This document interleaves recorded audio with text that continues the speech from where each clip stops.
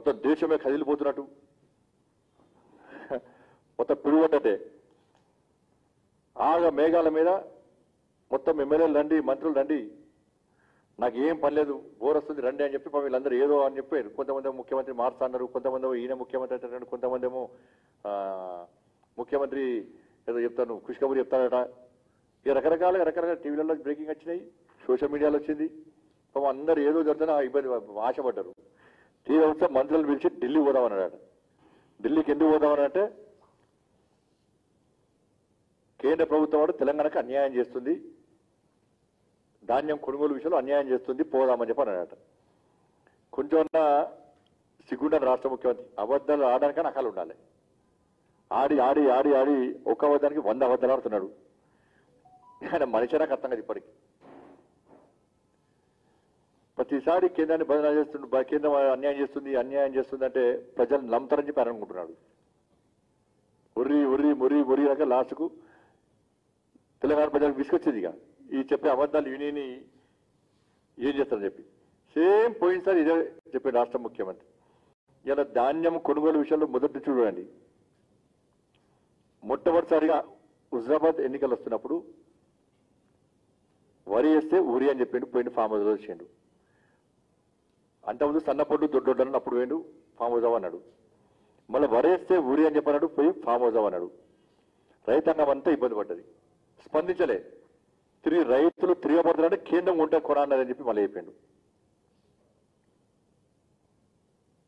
తర్వాత మీరు సమాచారం అంతా సేకరిస్తే ఎందుకు కొంటలేవు, ఎందుకు కొనద్దు, నేను పక్కా అయిపోయినాను. నేను ఇప్పుడు కూడా నా మాటకు కట్టుబడి ఉన్నాను. కేంద్రము పక్కా కొంటాన్నది ఆ రోజు చెప్పినాను. ముఖ్యమంత్రి మాటలు పట్టించుకోకండి, మీరు వరి వేసిన వాళ్ళు ఏమి ఇబ్బంది పడకండి, కొనే బాధ్యతను మేము తీసుకుంటామని చెప్పి పక్కా చెప్పినాం. దాన్ని తీసుకుంటామా లేదా అర్థం చేసుకోవాలి. ఒకసారి పోయినాక మళ్ళా కొనుగోలుకి ఏం చేసిండు, ఎందుకన్నా ఇదంతా మరి వరేస్తే ఉరేది కాబట్టి హుజరాబాద్లో ఎంత దెబ్బ కొట్టాలో దెబ్బ ఓటేసినప్పుడు ఆలోచించిన రైతులు అరే కష్టపడి పంట వేసుకున్నా ఇలా వరేస్తే ఉరే అన్నాడు, ఈయనకు ఓటేస్తే మాకు ఉరే అవుతుంది కాబట్టి ఈయనకు దెబ్బ కొట్టాలని గుణపడని చెప్పని చెప్పి వాళ్ళ రైతాంగం అంతా ఒకటే హుజరాబాద్లో భారతీయ జనతా పార్టీని ఈటలందరూ గారు గెలిపించారు. ఇలా మళ్ళీ ఏమన్నాడు, నేను బాయిల్ రైస్ నేను ఎందుకు ఆయిష్టం అని చెప్పి అన్న, నా మెడమే కత్తి పెట్టారు అని చెప్పి ఈయన అంటాడు, నా టచ్ చేసే మునగాడు ఎవడని ఈయన అంటాడు. ఈయన మెడ మీద కత్తి పెట్టారట, ఈయన మెడ కత్తి పెట్టి రాయించుకున్నారట. మరి ఏం చేసినావు, ఇందులో ఎందుకు చెప్పలేని అడిగినంత ముందు, నువ్వు బాయిల్ రైస్ అని ఎందుకు రాసిచ్చినావు అని అన్న. అంటే నేను విషయాన్ని బయట పెట్టేవారు కూడా, ఈ విషయాన్ని బయట పెట్టేవారు కూడా రాష్ట్ర ముఖ్యమంత్రి చెప్పలే, సమాజం చెప్పలే. నిజంగా ఈయనే కేంద్ర ప్రభుత్వం బెదిరించేందుకు లేఖ రాయించుకుంటుంటే హుజరాబాద్ ఈయనకు పెద్ద ఆయుధం అది. ఎన్నికల్లో నన్ను కేంద్రం బెదిరించింది, నన్ను మెడ మీద కత్తి పెట్టింది, నేను మీకు అన్యాయం చేసిన, కేంద్రం నా ద్వారా అన్యాయం చేయించిందని చెప్పుకుంటాడే.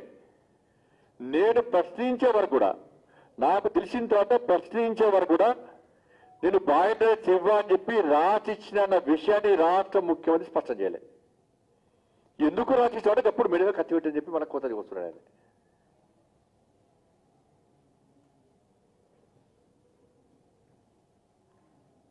పోయి ఇండియా గేట్ దగ్గర వస్తా, మోడీ గారి దగ్గర వస్తా, బీజేపీ ఆఫీస్ దగ్గర వస్తా, మరి 25 టిప్పలు దొరుకుతలేవు వచ్చి నాకు. 70 నేను ఇస్తాను రైతు జాన్యం 70 చెప్పాలి రాష్ట్ర ముఖ్యమంత్రి. నీ ఫామ్ హౌస్ పోసుకున్నావా లేకుంటే రైస్ మిల్లలో పెట్టుకున్నావా, ఏ దేశానికి ఏ రాష్ట్రానికి ఇచ్చి చెప్పాలి రాష్ట్ర ముఖ్యమంత్రి. పార్లమెంట్లో పీయూష్ గోయల్ క్లియర్ చెప్పారు, తెలంగాణ రాష్ట్ర ప్రభుత్వం అబద్ధాలు ఆడుతుంది, ఇంతవరకు ఇస్తానటువంటి దానినే ఇవ్వలేకపోతుంది, సేకరించలేకపోతుంది, ఇవ్వలేకపోతుంది అని చెప్పి పీయూష్ గోయల్ గారు పార్లమెంట్ సాక్షిగా క్లియర్గా అయిపోయాడు. ఈ పార్లమెంట్ సభ్యులు ధర్నా చేశారు, క్యాంటీన్లో ధర్నా చేసి పార్లమెంట్లో ధర్నా చెప్పి ఫోటోలు పెట్టుకున్నారు. మళ్ళీ ఎందుకు ఆందోళన కట్టాలి అసలు వీళ్ళక్కడ పార్లమెంట్లో ఎందుకు ఆందోళన చేస్తున్నారు, ఎందుకు ఆపేదో ఇప్పటికీ సమస్య అసలు ఏం కాదు. మరి సమస్య పరిష్కారం అవుతారని మీరు ఆపేది, మరి ఇప్పుడు సమస్య మళ్ళీ వచ్చింది బయటికి. క్లియర్ చెప్పారు, ఎట్టి బస్లో ధాన్యం కొంటా అని చెప్పి.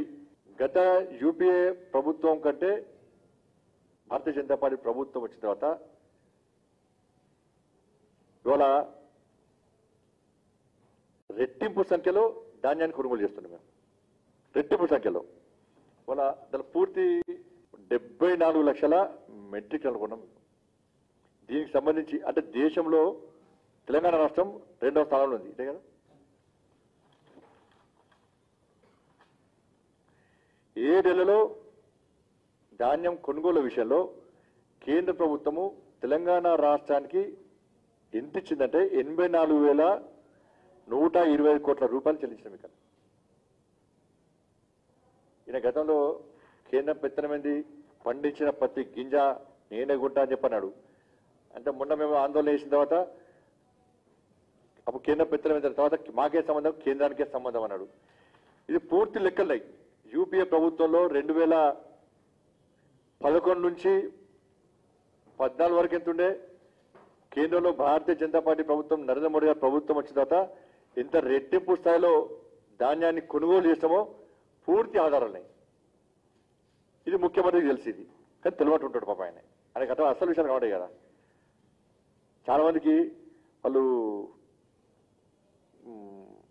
అంటే వాళ్ళకి అవసరం ఉండే మాత్రమే వింటారు అన్నట్టు, అవసరం వరకు దగ్గుతారు, తుమ్ముతారు అన్నట్టు, అది డైవర్ట్ చేస్తారు అన్నట్టు. రాష్ట్ర ముఖ్యమంత్రి ఆయనకు అవసరం ఏది ఉంటే మాత్రం అది మంచిగా వింటాడు, కళ్ళ కనబడితే చెవులకు కనబడతాయి. అవసరం లేని డైవర్ట్ చేసిన మాత్రం ఆయనకు కనబడి, ఆయనకు డైవర్ట్ చేయడం అన్నట్టు ప్రజాన్ని. ఇవాళ ప్రతి గింజ కొంటామని చెప్పి కిషన్ రెడ్డి గారు చెప్పారు, నేను చెప్పిన పండించిన ప్రతి గింజ కొనే బాధ్యత మాది, మేం మాట ఇస్తున్నాం, ముఖ్యమంత్రి మాటలు నమ్మి మోసపోకండి అని చెప్పి క్లియర్గా ఆ రోజు చెప్పినాం. దానికి కట్టుబడి ఉన్నాం. ఇలా దీనికి అనుగుణంగా మా కేంద్ర మంత్రి పీయూష్ గోయల్ గారు పార్లమెంట్ కూడా ప్రకటన చేశారు, దాన్ని గుర్తుంచుకోవాలి. దాంతోపాటు రాష్ట్ర ప్రభుత్వం ఇవాళ వానాకాలంలో 40 లక్షల మెట్రిక్ టన్నుల బియ్యం ఇస్తామని చెప్పి అగ్రిమెంట్ జరిగింది రాష్ట్ర ప్రభుత్వం. అగ్రిమెంట్ జరిగిన తర్వాత ఈ రాష్ట్ర ముఖ్యమంత్రి చేసి లేదా సార్ మాకు ఎక్కువ వస్తుంది, ఇంకా పంట ఈసారి పంట ఎక్కువ వస్తుంది కాబట్టి ఎక్కువ తీసుకోవాలని చెప్పన్నాడు. తీసుకోవాలంటే క్లియర్గా 24 లక్షల మెట్రిక్ టన్నుల ధాన్యాన్ని అదనంగా తీసుకోవడానికి కేంద్ర ప్రభుత్వము సిద్ధమైంది, లెటర్ కూడా ఇచ్చింది వీళ్ళకు. 40 లక్షల అగ్రిమెంట్ జరిగితే అదనంగా 24 లక్షల మెట్రిక్ టన్స్ ధాన్యం తీసుకోవడానికి ఇవాళ కేంద్ర ప్రభుత్వం ఆల్రెడీ లేఖ ఇచ్చింది.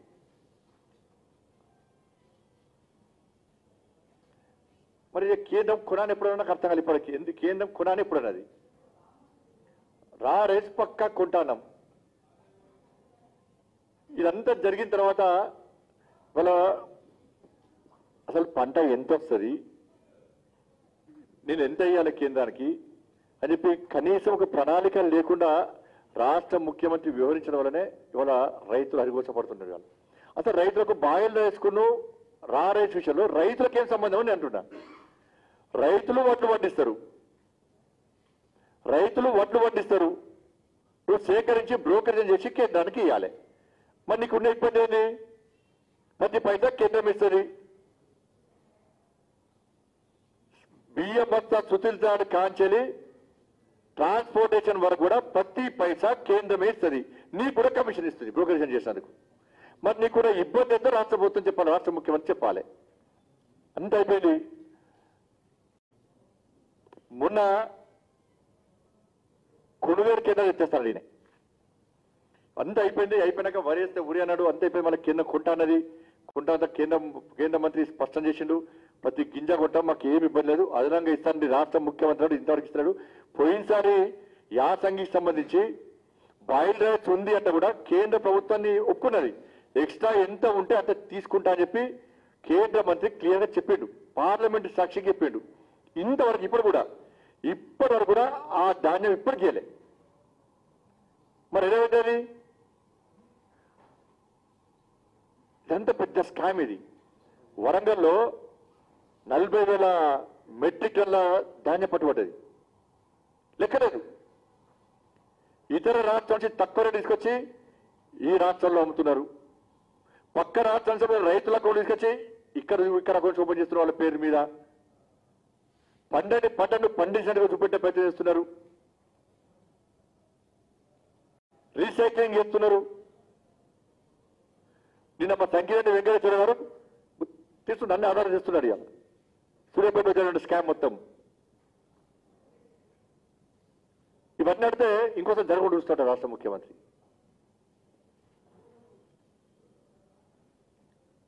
వాళ్ళ కేంద్రం కొనడానికి చేరిపింది, మేము కూడా చెప్పినాం. రాష్ట్ర ముఖ్యమంత్రి ఏం చేసిండు, కొనుగోలు కేంద్రాలు ఎత్తేస్తున్నా అన్నాడు. కేంద్ర ప్రభుత్వము ప్రతిసారి పంట కంటే ముందు వేసే ముందు కూడా సంబంధిత రాష్ట్ర అధికారులతో సమావేశం నిర్వహిస్తుంది. మీ రాష్ట్రం నుంచి ఈసారి ఎంత మొత్తంలో ధాన్యాన్ని సేకరిస్తున్నారు, మాకు ఎంత ఇస్తారు, మీరు ఎంత వాడుకుంటారని చెప్పి క్లారిటీగా సమావేశం నిర్వహిస్తుంది అన్ని రాష్ట్రాలతో. మొన్న కూడా సమావేశం నిర్వహించింది. మొన్న ఫిబ్రవరి 22 రోజు సమావేశం నిర్వహిస్తే తెలంగాణ రాష్ట్ర ప్రభుత్వం స్పష్టం చేసింది, మేము ఈసారి ధాన్యం ఇవ్వము, మేము కొనుగోలు చేయము అని ఈ తెలంగాణ రాష్ట్ర ప్రభుత్వం స్పష్టం చేసిందా లేదా రాష్ట్ర ముఖ్యమంత్రి చెప్పాలి. తెల్లవారి వెంటనే నేను తెలంగాణ రాష్ట్రంలో కొనుగోలు కేంద్రాలు ఎత్తేస్తున్నా అని చెప్పి నువ్వు చెప్పినావా లేదా? ఎందుకు చెప్పినావు? కేంద్రము కొంటానని సమావేశం నిర్వహించింది, ఎంత ఇస్తారో చెప్పమన్నది, ఏం చెప్పకుండా నువ్వే ధాన్యం ఇయ్యన్నావు, కొనుగోలు కేంద్రాలు ఎత్తేస్తాన్నావు. మళ్ళీ ఇప్పుడు ఏమంటున్నావు, కేంద్రం కొనేదట్లా అని చెప్పంటున్నావు. మరి ఎందుకు చెప్పంటున్నావు? హాయ్ ఫ్రెండ్స్, మా టుడే టుమారో యూట్యూబ్ ఛానల్ చూస్తున్నందుకు చాలా థ్యాంక్స్. మరిన్ని లేటెస్ట్ వీడియోస్ కోసం వెంటనే సబ్స్క్రైబ్ చేయండి. అలాగే ఈ బెల్ ని కూడా రింగ్ చేసేయండి. మా నోటిఫికేషన్స్ అన్ని మీ మొబైల్లో వస్తాయి. అలాగే మా వీడియోస్ మీకు నచ్చితే లైక్ చేయండి, షేర్ చేయండి, నచ్చకపోతే కామెంట్ చేయండి.